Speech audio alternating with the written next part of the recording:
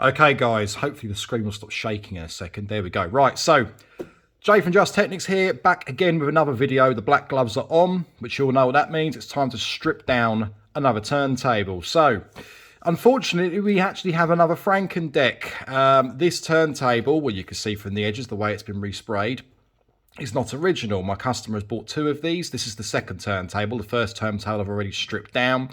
And if I'm a betting man, if it's anything as bad as what the first deck was, then I'm expecting this to be quite a good video. So a bit of background on these decks. He paid, I think it was £1,400 for the pair of these. Claimed to have been refurbished, fully working condition, lots of new parts.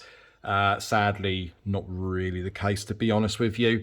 We're going to go through everything now in depth on video. I'm going to tear this down, show you all the extent of what's been purchased and how you can tell if your turntable is an original unit or a Frankendeck, as I like to call it. A lot of things flying around online at the moment. With my previous video saying that not all Frankendecks are bad and people changing boards out's not bad. And look, I'm going to hit the nail on the head with this one last time. You can buy a refurbished turntable. Yes, you can. There's no fake Technics turntables. There's no genuine fakes. They never made them. People simply buy these decks. They'll change the colour of the plimps. They'll respray them. You could have a 1210, which is black in the UK, obviously. Change it to silver for a 1200. People can change colour, put different boards in, change pitch controls over, switches, etc., etc. Where I was getting at was if someone sells something as an original unit that's been refurbished, as an original unit with nothing else changed, then obviously it should all be original to the unit, right? If you buy something and you discover that the paint has been taken, it's been changed, it's classed as an original unit, then it's, as far as I'm concerned, it's a Frankendeck. If the paint has been changed, it's not original. If the trim is aftermarket and not original, and all the parts internals do not match, or the main board and the power supply doesn't match, and the arm's been blatantly resprayed, and you've been sold something that's meant to be an original unit that's been never tampered with, then of course you've got every right to be upset. If it's refurbished and you don't know the background, unfortunately, it's a refurbished deck, things are going to be changed. You know, all of these turntables at some point in their life, I mean, a lot of them, to be fair, they're bomb-proof, and it's very rare that we get really nasty issues. But, you know, on odd occasion, we'll get things that happen where they have to physically be serviced and repaired. And in that case, people may change out main boards. There's nothing wrong with doing that, but it's whether the seller tells you they've changed the main board out. And anyone that works on these decks can quite simply see if a board has been changed, if a power supply has been changed. You can tell all different ways to check. People that sell these know. And this is the classic example with this. So this is a Frankendeck, guys. It's quite obvious to me it's a Frankendeck. The first thing I saw when I lifted the slip mat off was the Platter. I mean, they're sprayed all the way to the lip edge of the Platter. These were not like this from new. This is what I class as a Frankendeck from the single seller that I see online all the time. So we're going to tear this down and have a look. And the very first, I mean, you can already see when I try to move this. Right, that's not right. So let's get this off. So as I've already explained, the lip on the Platter, this should not be sprayed. It's quite badly sanded as well all around the edges. They tried to shine this up by simply sanding it down. Hasn't worked at all. You can feel as well that it has been sanded. It's not that nice rough finish that you have with a Technics Platter. That's been sanded down. You can tell by the edging. So first things first, the Platter. Magnet seems okay. There's no chips. We have got a bend in here, which I'm going to have to sort that out for my customer. Get this all sorted. We'll check this individually. But as long as the Platter is in good working order, then we'll be good to go. So that's the first thing. I'm going to take that out of the way with the slip mat. Pop this over here. Right, that's the first thing. Second thing, now, there's screws on this Platter, but I can already tell by the fact that the edge is at such a lip angle, it's not actually screwed down properly. Can you see this on the camera, guys? There's a massive difference there. In fact, I can actually lift that. There you go, let's just literally come off. So, the screws are more than likely incorrect. There you go, lifted straight off. Look, the screws on this are going to be wrong. Yeah, they're wrong screws. These are completely the wrong screws. They've forced them into the actual plastic cover. I'm going to have to get them out somehow. Nice and easy job. Not. It will be easy, that's fine. So, yep, that's not right. They're not the right screws. That can come off. We'll put this over here. Now, let's have a look at the deck itself. So, you can see here the pop-up light isn't even attached. It's not even attached, guys. Right, so off the bat, the pop-up lamp is not attached. We've also got the side of the connector that's snapped off as well. That's not particularly fantastic. If it gets moved around and the connections get lost with the pins to the connector, you're going to obviously have issues with your lamp. Now, I don't know from muscle memory, but these are LEDs has been changed over. That has an LED replacement in the lamp, so that has been attached at some point, because you can see there's a resistor also placed in line here too for the wiring. So that's been done, but they haven't fed it through, and the cable's actually shorter. So you can see where they've popped an LED and then made the cable shorter, because it should be slightly longer. It should be really routed either underneath the board or around the edge of the board and tied down, at least not moving. So when it's put through the connector, there's no nasty loose connections. So that's been tampered with at some point. The board on this and the main board with the fuse board, these actually look like they match together. Just having a quick look now. There's no looseness in any of this, because these are actually done in factory using a special tool. Yeah, they look original. To be fair, they do look original. There's no major shade difference between the two of these on the boards either. I would say that's an original combination of fuse board transformer with the main board. You can see on here as well the thermal paste that's been used. It's pretty damn nasty. I don't know if I can zoom in on the camera with this. I don't really want to start touching the camera really, because it's going to start shaking the camera on the workbench. But again, the wrong thermal paste has been used. The spindle has never been touched. That doesn't even feel very smooth, to be honest. The other one where I took it apart, there was plenty of issues with that as well. Yeah, that hasn't been touched. So let's do the first things first, shall we? We're going to take the connections off of here. So the pitch connector, stems haven't been broken on here. There's no cable tie here holding down the wiring harness for the operation base. It's just all been thrown back in here any old way, just to get the deck working by the looks of things. This is, again, this is the original power cable as well that comes with the deck. They've got some pass on here, must have been positive appliance test. So that's actually been pat tested at some point, or a fake test sticker. But either way, this isn't good. So the power cable has been resoldered into here, and that's not the best of jobs either has been done to this. So what I'm going to do here is just get my clips, because I'm going to take the whole thing apart anyway, make life easier for all of us here. I'm going to clip the connector in such a way that when I do go to take this out, so you can see here the way they've actually soldered the connector inside. They put one on the back and one on the front of the connecting point. Joy. So we're going to get a new power cable on here. We'll take the silicone tubing off, get that out of the way. What I'm also going to do, instead of just taking out the connector, because he hasn't changed this, is the original orientation, instead of just pushing that through and taking that off, we're just going to cut this for the time being. And the reason I'm cutting that, instead of just unscrewing and folding it through, we're not going to use this power cable again. So the whole thing's going to be thrown in the bin. Let's take the mounting plate off. There we go, it's 2 screws. Go with the rest of my screws with the other turntable. We then simply fold this through, but I'm actually going to cut this as well. So they're folding it through, causing any more scratching or damage or anything else. Then we've got the original power cable in hand, and that can go straight in the bin, which can go on the floor for the minute. Then we've got the original mounting plate that I'm going to polish up and get that nice and clean. We'll take the plastic support as well off of that.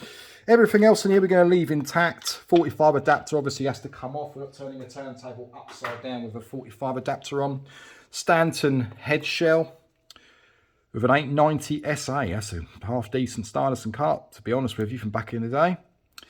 With the original head shell as well. Well, if that cleans up okay, I'll give up. Obviously, he's taken everything back anyway. He's got himself a half decent cart. That can go in here. That feels nice and rough. You can probably hear that. Move the light over a little bit more so you can see it a bit better. That feels extremely rough. There's no felt underneath the pitch knob, so that can come off. We'll take the rear weight off the. I must move the light. In fact, I'll tell you what we'll do. Is move the light around the back of the turntable. That might make life just a little bit easier for us. How's that looking there? It shouldn't be in the way. There we go. That's a lot better. I'm happy with that. Right, okay. So as long as the camera's not in the way, and it's, I'm pretty sure we're okay, aren't we? It's not hitting anything, is it?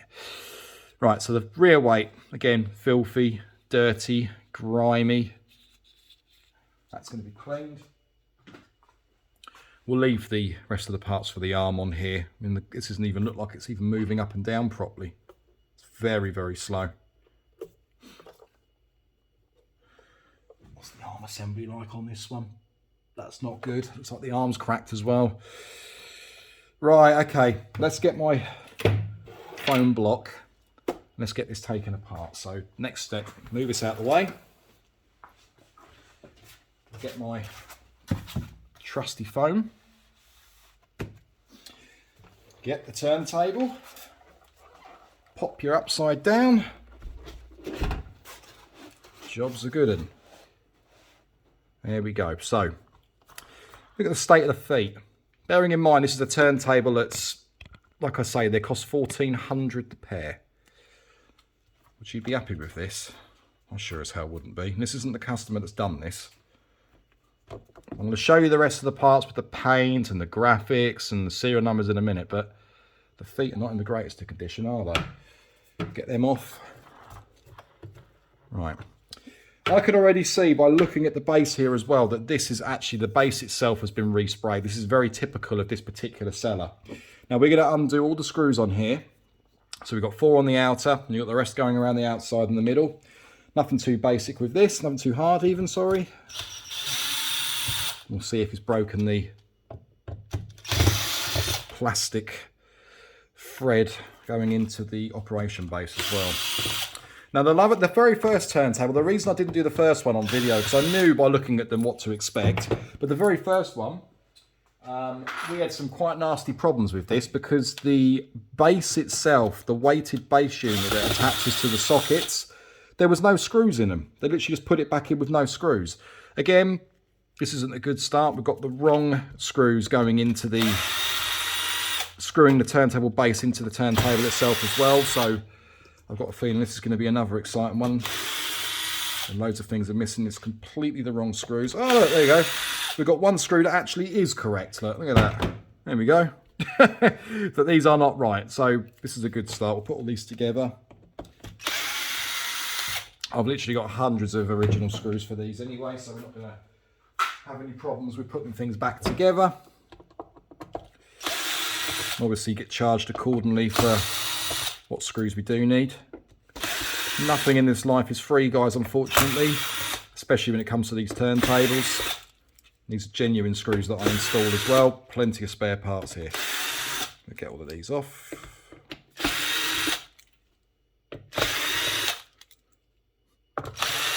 Also, the inside of the turntable on the first one was terrible. Absolutely terrible.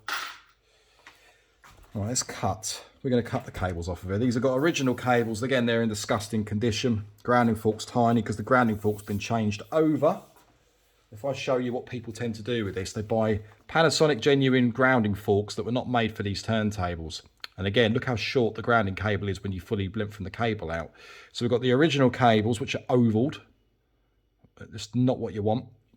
With the original, with an original Panasonic grounding cable, it's not made for these turntables. They were not shorter when new, no matter what anybody tells you. So we'll take that off.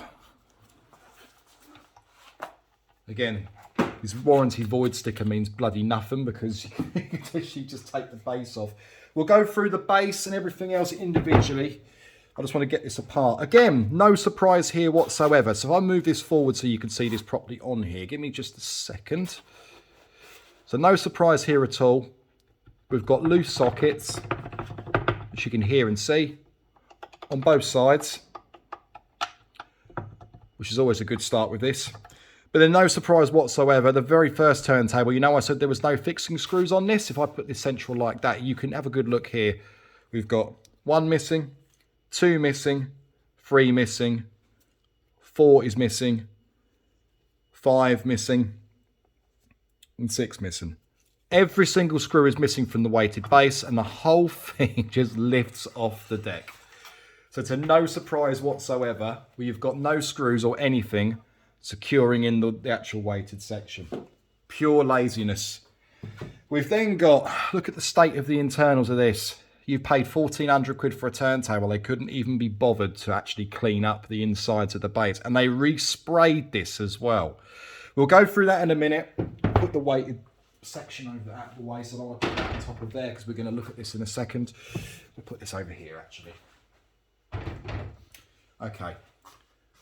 So first thing I noticed with this, all the original felt tabs are in place, but nothing is secured down with anything. Cable on that looks like it's going to fall apart on the pitch. This is going from the arm itself. That's actually holding on by a thread.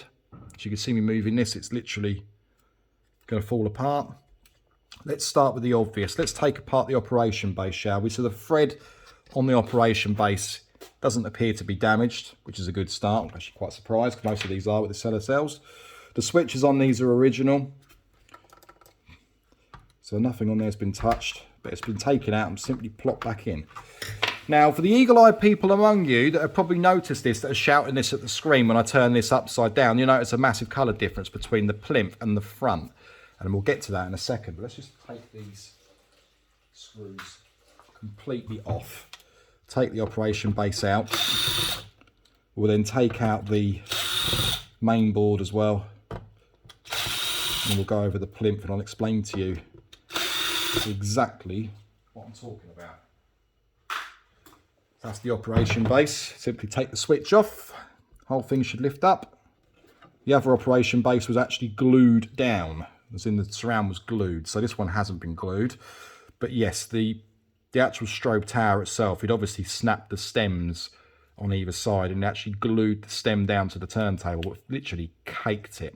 The thing that people don't realise is if these do actually move around, when you screw these down into the turntable, because there's such force that holds this in, you see this lip section that goes around the strobe, actually keeps it in place. So all these people that glued them down, I mean, test it first, but you don't need to. But if you know what you're doing, you should not be snapping anything. And if you do snap them, you bloody replace them. How hard is it? If you can't get parts, that's your problem. If you've done the work and you've broken it, you need to fix it. So these switches, for an example, they're not the greatest. I mean, if you actually look, you see how low the 45 switch is in comparison to the 33. That's not right. Something's not right on this.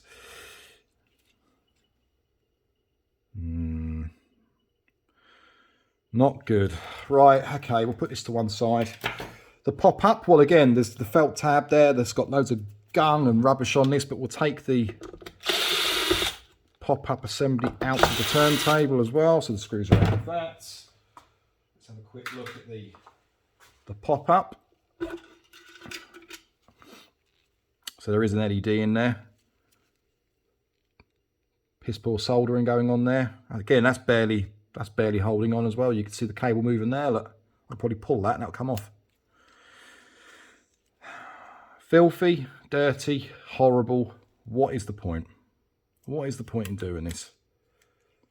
Oh, well, look on the bright side. At least it's put a bloody resistor in line, eh? Unbelievable. Right, that's that done. Pitch is the next one. I'm looking forward to seeing this because the last turntable didn't even change the pitch on this, and it looks the same with this one. So screw out and screw out here. It's actually quite a helpful video for anybody that wants to take a turntable apart and is actually planning on getting a turntable powder coated or resprayed as well, because you can see the process to how this happens. I've done many videos like this, and it's not a hard job to take them apart. Again, the pitch control, you can see here from the state at the top support, it is pretty damn filthy. That's got the original slider in. It's bloody dirty inside as well. Original potentiometer. That has been out at some point. So he has changed the slider at some point for something else. That's been re-greased. That's been re-greased. It's way too smooth for an original unit. Lamp's been taken out as the original, LED's been taken out as the original LED. He's simply popped that in. He's put it in. He hasn't bent anything back and he's cut the legs. Solder hasn't been reflowed or even changed over at all for the wiring harness. This has all been resoldered. Let's see if he's actually popped it to the correct settings. Let's get my cheap multimeter. Give me a second. I should have dotted around here somewhere. Where the bloody hell did I put it? Give us a second, guys. Always when I least think I'm going to need it. I wasn't planning on doing this as part of the video. That's probably why I can't find it. Right, so you don't need anything spectacular to do this. This is just my cheap multimeter. I actually use this for continuity, to be honest, because you don't need anything major for continuity between audio connections. Everything else is using a physical bench multimeter that I use, a very expensive one. This is just my cheapie that I take around with me. So what we're going to do here is see whether the pitch has been set to the correct setting. Now, there is different settings that you can use, but judging from the board and also this particular unit, there's a particular setting that I would tend to use first of all. So if we pop the red and the brown on, again, completely off. Anyone that obviously services these turntables will know the situation with this. You can see that I've got things centered in the middle. You saw that I haven't touched anything for the adjustability at all. And that pitch control is 2.35K, which is completely wrong. At a minimum, you want 2.70. So that slider is way off, and that's not within the correct calibration setting that you'd expect this to be. In fact, while I am here, let's quickly try this at 20K. Let's try this with the, we're going to try this with the other pitch control while I've got this out. So give me a second. Right, so this is the other pitch control. You can see that, again, it's got a completely different potentiometer. The board is much cleaner on that side, but everything's been taken out on here as well. Again, it's been re-greased. Feels exactly the same as the other unit. But what we'll also do is just quickly check, because this stuff's all being thrown away and changed over. So if you see the way that I'm doing this, putting things on a deck, doesn't matter. This is all being thrown away, all being changed. What we're going to do now is just check the calibration of the other turntable's pitch control. 2.42. Again, that's completely incorrect. So the person that's selling these turntables isn't even calibrating the sliders properly, which is the least of the problems really when you look at everything else that's been completed on this deck and both of these turntables. So, right, let's get that over here. That's that out the way. The pitch is out the way. And the next step's going to be taking the arm out. So the wiring on this is bent. It's been crushed down. The wire routing's been completely popped in wrong. Yeah, that's really bad, to be honest. You can see, probably see that on the camera, just how the thin difference between the wire. It's been clamped in the wrong position, basically. And the end connector is barely holding on. I mean, I wouldn't be surprised if that's going to fall off if I wouldn't. Yeah, I mean, look, that's moving now. Look, that's just not right. 30-second fix. Someone's just too lazy to do this. Right, so there's the 3 screws that hold down the tone arm into the plinth from the back. These are the old style screws as well with the detachable washers. There we go. There's a foam pad underneath my stand, so it's not going to hit anything, but I always put my hand in just in case. We will take this out. I was going to cut the cables, but we'll just take this out. Makes life a bit easier. There we go. So that's now everything off the underside of the turntable. We've now got the arm out of the deck. This particular one, if I remember rightly, because one of these is actually, it's this one here. So if you look if you look at this dead on straight, you see obviously that the back weight attachment is at slant. But if you look here to here, it's made out of plastic, okay? If I hold this, I then try to move it, you'll see the front's moving and the back isn't. It's because the actual plastic assembly for the central section is cracked underneath, so it needs a replacement. This stuff is expensive, guys. Now, I 3D print these parts. I stopped it a long time ago, did them for the test phase, did a few of them just for testing. Need to get them mass produced, really. But the original part is the best way to go. Unfortunately, if you have damaged bearings, yes, bearings can be replaced. You'll be constantly adjusting, but bearings can be replaced. The central section, though, again, unless you're going to take your chances with a 3D printed unit, then you need to go for an original. Now, the arm on this is bent as well. So we've got a bent on the arm, snap section here. Bearings are damaged. We checked these out when the customer was here. Now, luckily for my customer, he actually has a third deck that we're using as a donor, and the arm is actually spot on. So luckily, the arm section for the tube, the central section is spot on. We've got 2 new arm tubes going onto them, and the bearings I'm going to be sorting. But either way, that's the arm out of the deck. Move this out of the way. Switch this round again. We're going to go through the in-depth parts of the plinth in a second, but the next step's going to be to remove the board. Oh, screws attached to it. It's a good start, isn't it? Let's get these in the tub. I'm only using a basic, just a cheap drill with this, because you don't even make anything fancy that's going to over tighten. As long as you've got good bits, I only use Wearer parts. There we go. That's it. It's absolutely disgusting. There's even thermal compound, thermal paste all around the top of the plate as well. There's all the correct length for you to watch with these as well, because some of these, the screws can be the incorrect length. They can be different lengths. If you didn't know that, you do now. Be very careful. They're all different. There's no movement there.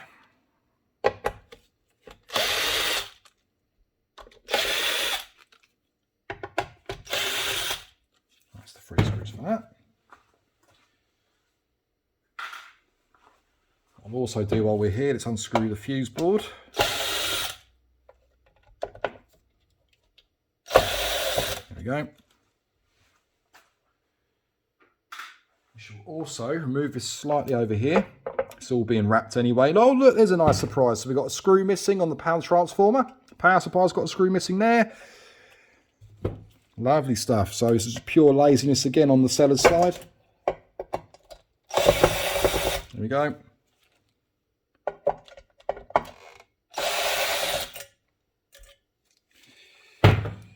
Right. That's that done. The next step after this is obviously going to be detaching our lovely unit at the top there. It's covered in thermal unit. So this is spindle. That is absolutely disgusting, to be honest. Look at the bottom of it. It's all covered in dirt and grime, and that's never been taken apart. There is no excuse with this. You see, I machine polish all of this with the spindle. People that sell these just as they are like this should be ashamed of themselves. Right, that's going to be stripped, rebuilt completely. Oh dear. Right, here we go. Let's hammer this, shall we? Screws are okay. I haven't got to put them in just yet. But what we are going to do, let's use my old, I've got an old dust cloth here I'm going to use for this. Use my old dust cloth for some flux cleaner. Nothing major. Again, I'm more than likely going to change over the component that's down here anyway, but the underneath is disgusting. This is the wrong type to use. It is absolutely disgusting. Oh dear. Right. What's that?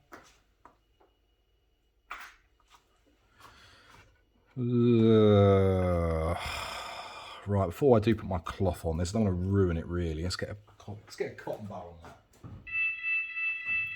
Let's just quickly get the majority of this off. This is pure laziness as well. Look. So he's put new compound paste on, but he hasn't removed any of the old stuff either. It just gets better and better. Let's get this all in one place. This is absolutely disgusting. Right, let's twist that, get that off. Carefully do it at an angle so I don't get any on my gloves. It's the best we're going to get that without me taking my cloth to it. At least we've got the majority of that horrible rubbish off. There we go. Right, spray this on the cloth. All I want to do is just get a small amount of this off of that. Come off so easy. Look at this, look. And on there as well. Again, this is just an old cloth. Nothing spectacular. Microfiber cloths are the way to go, but this is just to remove the grime. It's all going to be stripped anyway. Okay. Get that out of the way, get this back over where it was. Next step is going to be lift all of this out, which I'm expecting it all to come out quite easily, purely for the fact that there's no mounting screw for that missing anyway. Switch, main board, fuse board, everything there. Nothing has been reflowed on this board at all. Yes, it does look quite clean, but that's original. You can see with the old markings on there. Nothing has been reflowed whatsoever. Nothing. In fact, there's one thing that's been reflowed, and that's Q201. That's the only component that's been reflowed, because it's quite common to causing issues with the runaway issue. That is the only thing that's reflowed. Everything else on there has not been touched. I could tell that within 2 seconds of looking at the board. Right, I'll pop that on top of an anti-static bag. So give me just a second, guys.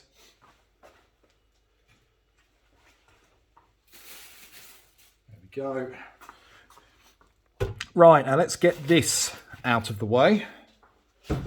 We'll pop this back as it was. So that's everything stripped out. But as you can see here, this is not an original unit, because this isn't actually a 1200, it's a 1210. They've resprayed a 1210 plinth, made it look like a 1200, but this colour is completely incorrect. The biggest giveaways with this, if you're very clever where you look, You can see here with the sticker obviously it's been sprayed over. You can see where the paint behind it is black. There are different versions here that actually obviously do show black paint.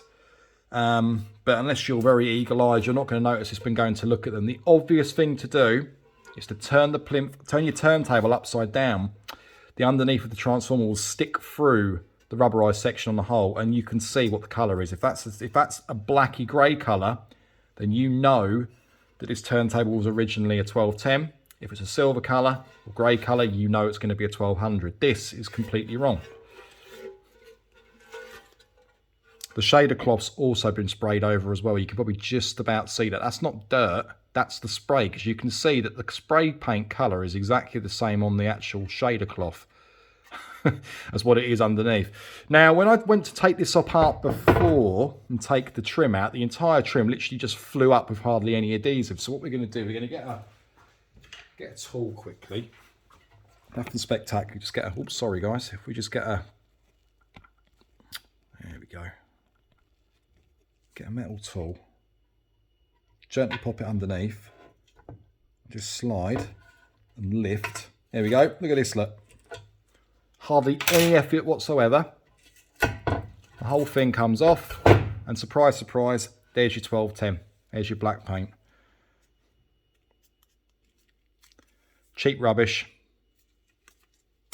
Out of sight, out of mind. But you can see here now, so they've resprayed it here, but you can see the original black. That's not adhesive, this is actually the paint. So it's taken, you can see the adhesive here, but then you can see here is the original paint underneath.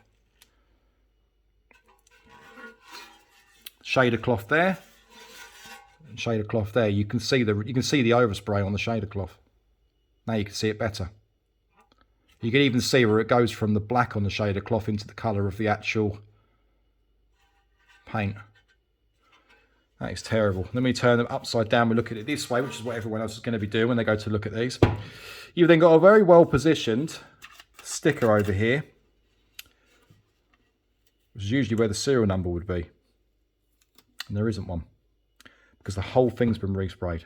There is nothing on there apart from usually in the top left hand corner, if you're looking from the back, where the warranty void sticker is. There's usually a serial number there, but there's nothing on that one. Nothing on there at all. So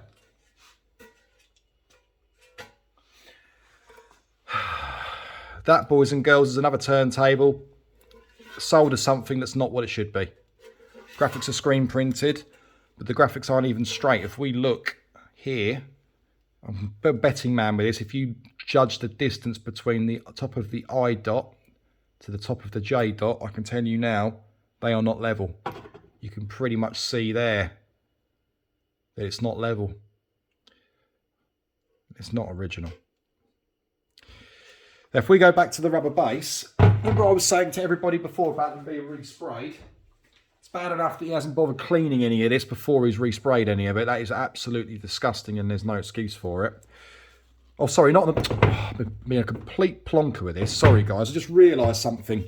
I'm in automatic mode. You don't usually have serial numbers on the back of the actual plinths. Ignore what I've just said. I've done hundreds of these bloody turntables. I'm just in automatic mode. The serial numbers are on the back of the rubber bases, on here on the top left-hand corner usually. And what tends to happen on this is they cover over the sticker with the warranty void sticker, and then when you peel the warranty void sticker back, it will leave the debris on the top and rip off the serial number. But the problem you see here, you can see where he's physically gouged off the serial number because he couldn't be bothered to take it off and use any nice adhesive cleaner or any Goo Gone or anything like that. He's just literally gouged that off and ripped it apart. That is disgusting. We've then got the Technics graphics that would be on here. The one big black sticker on here that would tell you what the turntable would be. Usually a 1210 or 1200 or Mark 5 or whatever it would be, has been taken off because it obviously wasn't meant to be on there, and he's simply resprayed over this. And the reason I know this has been resprayed is if you look at the feet, if you look at the top and you look at the well nuts that go into the feet, the tops of them are black. They shouldn't be. You wouldn't realise this unless you look carefully. They shouldn't be that colour. They're usually like a gold, like a goldy, got off bronzy colour. You get them in silver, but they should not be black. That's been resprayed. There are usually stickers on here as well. There's usually 1 or 2 stickers on here. That's not on there. That has been resprayed, and that is an absolute disgusting job doing that. So not only have we got a pitch control, I'll go through it in recap in a second actually. We'll move this out of the way again.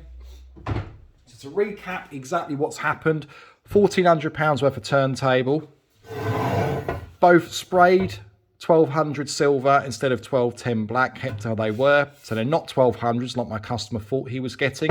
He was completely unaware of the fact that these were refurbished like this. Pitch trim not stuck down correctly. Shader cloth not replaced. The pop-up surround is either going to be glued in. Yeah, look, that isn't even glued in. That is moving. So I can just pop that straight out without even thinking about it. Look at that. That was so easy.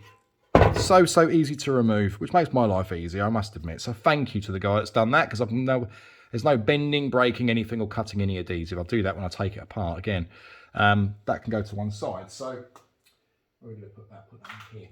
So yep, so we've got a plinth that's been resprayed at 1200 silver, which is meant to be an original unit, which it obviously isn't. The pitch trim was a cheaper aftermarket part, not a good quality aftermarket part. Go check out DJ Spares for your pitch trims, guys. They're the best you can buy.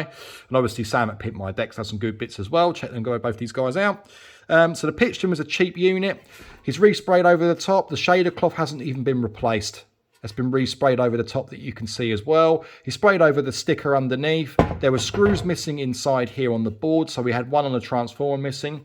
Incorrect thermal paste on the, obviously holding in components on the board. We had the original power cable popped in really badly. We had no service work completed on the board at all, apart from Q201, which had been reflowed with solder because it's known to cause runway speed issues, but doesn't always solve all the problems. As you can see there, it's a 1210 and not a 1200. The leaded section on the base was not screwed in. It was completely loose. We had a loose wire going from the arm to the top of the pitch that holds it into the top of the pitch on the chassis. That looked like it's going to fall apart, and it will. Pop-up surround was barely holding on. We'll move that out of the way. We've then got the pitch control units in both of these turntables incorrectly calibrated, with bad soldering, with old pots. Slider units have obviously been rebuilt. They feel smooth up to a certain degree, but that is just not right, and I would not be happy with this. We've then got the operation base on this one here. Buttons doesn't sit flush. They actually sit at 2 different heights. I'm judging it now. The switches are more than likely going to either be incorrect or they need replacing, or there's a spacer on one or not on the other. In fact, I'll tell you what we're going to do. Give me a second, guys. Let's have a look. Let's have a look at this. Right. Just move my screwdriver. Didn't want to do that with the machine, really. So they're the original. Yeah, tactile switch is knackered. He's put another, what's that? He's put another sticker on top. Just tactile switches are completely knackered. That's why it's not sitting at the correct length, because the tactile switch has dropped down. So yeah, tactile switch is needed. So you didn't even bother to change over the switches. I would have done that as standard with any service anyway. But yeah, that's a good start. So operation base isn't fantastic. Pop-up assembly's got a cheap LED in there. It's got the wrong type of LED in there as well, because as everybody knows, on standard LEDs, the brightest point of an LED is the top. You would bend that to stick it out of the housing unless you're buying them at the angle. I can tell you now that that is not the case with this LED either. So it's completely incorrect. The rubber, the bung stopper, as I call them, isn't even on the turntable. So all that's going to happen there is going to slam up. It's going to break into the wires here at some point. It's going to fray the cables. You're going to have a nasty power issue. Your turntable isn't going to function properly after that, because that can cause some serious, serious problems. Trust me on this one. If you don't solder these properly and you pop the power when you put it back in, or you sort it out, you'll be giving it to somebody for repair. So if you do attempt to repair it, to replace your own pop-ups, please take your time, guys, and follow instructions online. I may very well do an instruction video at some point on a pop-up. But the safest thing to do if you're going to be doing it yourself, go on djspares.com, go through to his eBay store, and you can buy a nice SMD or LED, even SMD tower that sits straight inside. So you unclip your old lamp, pop it in position. LED resistors are already in place. No having to wire anything in. And just simply solder it onto the switch and obviously onto your orange wire with a bit of heat shrink. Very, very straightforward to do. But if you're not sure, give it to somebody to do. Don't give it to this guy because he hasn't done a good job. Spindle, again, like I explained before, the spindle has never had anything done to this. It's absolutely filthy, as you can see from this angle. It is disgusting. That needs fully stripping down. The brass needs polishing on this. I'm going to machine polish that. It's going to look beautifully shiny once I've finished. There will be a video on these two turntables completed, so we get an idea as to what the situation is with the turntables. The trim was a cheap aftermarket part. Like I've said, it's not a good quality one. Check out DJ Spares for this. The feet themselves are not the cleanest. He didn't even bother cleaning the feet, and they are disgusting underneath. The plastic cover that goes on top underneath the platter, they are the incorrect screws, which are stopping the platter from actually rotating round correctly, which is disgusting, which means he never tells he tested anything. We've then got the tone arm. Like I've explained before, the bearings are damaged on this. I looked at this with the customer, but the section here in the plastic section is actually cracked underneath. Hence why if I move this, you can see the section there moving and the back section not. That needs replacing with his donor deck. The cable holding that onto the plinth itself is literally holding on by a thread. That's going to be replaced, stripped down and replaced, or the cable replaced full stop, because it has got a break. I'm going to replace the cable.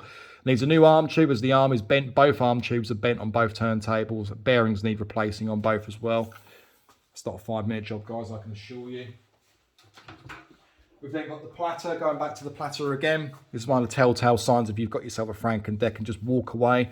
The edges and the lip on here have all been resprayed.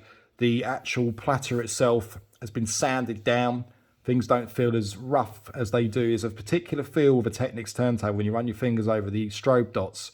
It's actually some friction there when you try to move it. I can tell this has been sanded, but all I'll say to you is this: if you go to look at a pair of turntables and your platter is like this with no sticker on the top as well, they come with stickers as standard. If the sticker's been removed and it's got this horrible black edge to it and it appears to have been sanded like this one here is, walk away and find another pair, because these are going to cause you nothing but grief, and you will end up sending these off to somebody to get them repaired. Guarantee it.